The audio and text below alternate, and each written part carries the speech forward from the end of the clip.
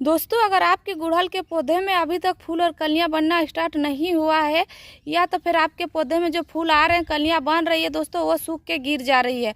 तो दोस्तों, क्या कारण है जिसके वजह से आपके गुड़हल के पौधे में ना फूल आ रहे हैं ना कलियां बन रही है, और फूल आ रहे हैं दोस्तों तो क्या हो रहा है कि वो सूख के गिर जा रहा है। तो दोस्तों, आज की इस वीडियो में बताऊंगी कि क्या करने से आपके गुड़हल के पौधे में बहुत सारे फूल और कलियां भी आएंगे। और दोस्तों, अगर आपके पौधे में फूल नहीं आ रहे, कलियां नहीं आ रही, तो उसमें फूल और कलियां भी आएंगी।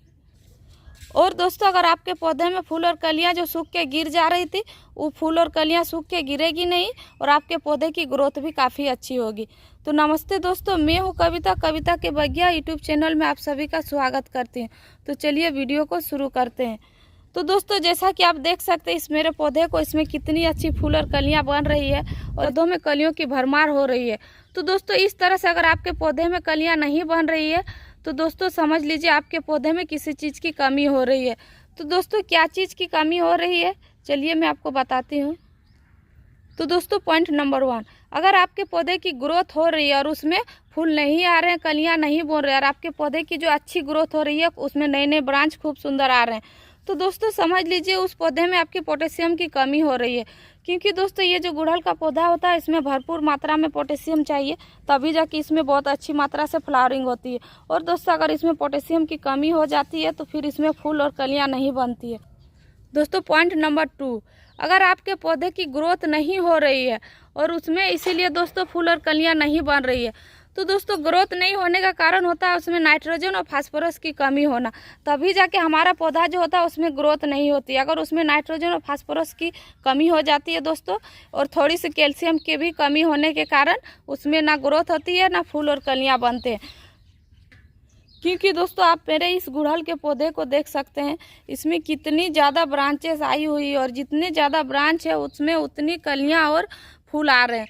तो दोस्तों, अगर आपके पौधे इस तरह से घना नहीं है तो ना उसमें फूल ज़्यादा आएंगे ना कलियां आएंगे। क्योंकि दोस्तों, ये गुड़हल का पौधा होता है इसमें जितनी सारे ब्रांच होती है, न्यू ग्रोथ होता है, उसमें उतनी सारे फूल और कलियां लगती है।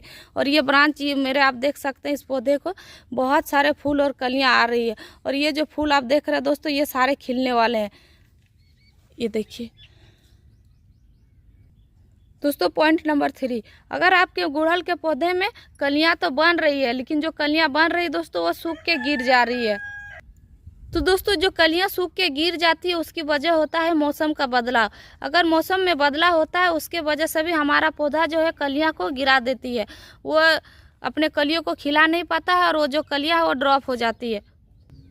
दोस्तों, पॉइंट नंबर 4, क्या होता है हमारे गुड़हल के पौधे में अगर किसी तरह की कलियां जो बन रही है वो सूख के गिर जा रही है, तो उससे समझ लीजिए दोस्तों हमारे पौधे में किसी तरह कीड़े या फंगस का अटैक हो गया है, तभी जाके हमारा पौधा जो है उसमें कलियां बनता है वो सूख के गिर जाता है। क्योंकि दोस्तों, अगर हमारे पौधे की जड़ में इस तरह से कीड़े मकोड़े लग जाते हैं, फंगस लग जाते हैं, तो वो धीरे धीरे हमारे पौधे के तनों तक आ जाते हैं। उसका बाद दोस्तों, तने तक पहुंचने के बाद जो कलियां बनती है, उस कलियों का रस जो है पूरा तरह से वो चूस लेता है। उसके बाद वो धीरे धीरे हमारा फूल जो है वो सूख के गिर जाती है। इसके वजह से भी हमारा जो गुड़हल का पौधा है ना फूल दे पाते हैं ना कलियाँ खिला पाती है। तो दोस्तों, इन सब से छुटकारा पाने के लिए आपको करना क्या होगा, चलिए मैं दिखाती हूँ। तो दोस्तों, उन सब से छुटकारा पाने के लिए हमें करना क्या होगा, तो दोस्तों ये हमारे किचन में ही मिल जाते हैं। तो आपको लेना होगा प्याज के छिलके। दोस्तों, ये जो प्याज के छिलके हैं इसमें बहुत सारे नाइट्रोजन, मैग्नीशियम, फास्फोरस होता है दोस्तों, और तो और इसमें आयरन भी पाया जाता है, पोटेशियम भी पाया जाता है। तो दोस्तों, इसका अगर इस्तेमाल हम अपने पौधे में करेंगे, गुड़हल के पौधे में, तो हमारा जो पौधा है उसकी ग्रोथ भी काफ़ी अच्छी होती है, और दोस्तों उसमें कलियाँ भी काफ़ी सुंदर बनती है। तो दोस्तों, इस खाद को बनाने के लिए हमें लेना क्या होगा, तो दोस्तों मैं यहाँ ली हूँ प्याज के छिलके। आप चाहे तो प्याज के छिलके और केले के छिलके भी ले सकते हैं। और दोस्तों, मैं यहाँ 2-4 लहसुन के छिलके भी डाली हूँ। दोस्तों, ये लहसुन के छिलके से क्या होता है, हमारे पौधे की जड़ में जो किसी तरह के फंगस लगा हुआ, कीड़े मकोड़े लगे हुए हैं, वो सब दूर होंगे। और दोस्तों, इससे हमारे पौधे की ग्रोथ काफ़ी अच्छी होती है। तो दोस्तों, मैंने यहाँ 2 चीज़, और तीसरा आपको लेना क्या है, ये दोस्तों कॉफ़ी पाउडर। कॉफ़ी पाउडर एक ऐसे होममेड खाद है दोस्तों, जिससे हमारे पौधे की काफ़ी अच्छी ग्रोथ होती है, हमारे पौधे की मिट्टी को एसिडिक बनाती है, और उससे हमारे पौधे में फूल और फल आने में काफ़ी मदद मिलती है। तो दोस्तों, कॉफ़ी पाउडर को हमें देना कितना है, तो ये देखिए दोस्तों, मैं यहाँ आधा लीटर पानी में 2 चुटकी जितना ली हूँ कॉफ़ी पाउडर। आपको इतना कॉफ़ी पाउडर लेना है और इस पानी में घोल लेना, क्योंकि दोस्तों ये जो प्याज के छिलके इसे मैं रात भर के लिए भिगो के छोड़ दी थी।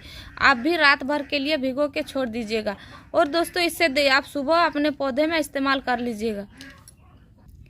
ये जो खाद है दोस्तों, इसे आप 15 दिन में एक बार अपने गुड़हल के पौधे में दीजिए और देखिएगा कुछ ही दिनों में आपका गुड़हल का पौधा का जो ग्रोथ नहीं हो रहा तो उसमें ग्रोथ होना स्टार्ट हो जाएगा दोस्तों। जिसमें फूल और कलियां नहीं बन रही थी उसमें फूल और कलियां भी आना स्टार्ट हो जाएगा, और जो कलियां सूख के गिर जा रही थी दोस्तों उस कलियों का सूखना भी बंद हो जाएगा।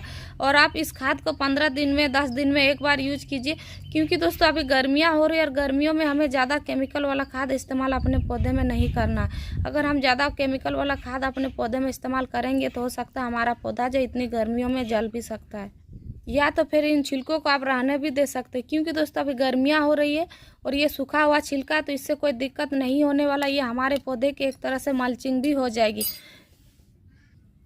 तो दोस्तों जब भी इस होममेड लिक्विड फर्टिलाइजर का आप अपने पौधे में इस्तेमाल करेंगे तो सबसे पहले आप अपने पौधे की मिट्टी को हल्की हल्की गुड़ाई कर लेना, क्योंकि दोस्तों गुड़ाई करने के बाद अगर आप खाद दीजिएगा तो सीधे हमारे पौधे की जड़ों तक पहुंचती है और उससे हमारा पौधा बहुत ही जल्दी अपना ग्रोथ स्टार्ट कर देता है। तो ये देखिए दोस्तों मैंने अपनी मिट्टी की गुड़ाई कर ली हूँ। अब दोस्तों इसमें हमें जो खाद हम लिक्विड बनाए थे उस लिक्विड खाद को हमें इस मिट्टी में डाल देना है। इस तरह से आपको डाल देना, क्योंकि दोस्तों ये जो खाद है इस खाद को आप 15 दिन में एक बार अपने गुड़हल के पौधे में दीजिए। आपका जो गुड़हल का पौधा है उसमें काफ़ी अच्छा रिजल्ट मिलेगा।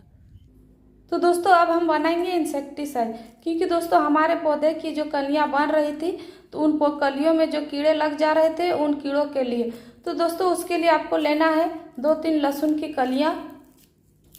इस तरह से आपको लेना है।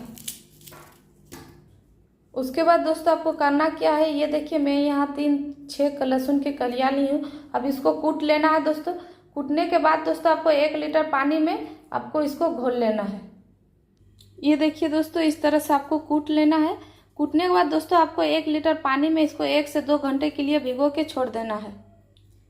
ये देखिए दोस्तों इस तरह से आपको भिगो के छोड़ देना है 2 घंटे के लिए। उसके बाद हम इसका इस्तेमाल अपने गुड़हल के पौधे में करेंगे। दोस्तों लगभग 2 से 2.5 घंटा हो गया है। अब इसे हम अपने पौधे में दे सकते हैं। तो दोस्तों उसके लिए हमें यहाँ आप दूसरा चीज़ मिलाने वाले हैं।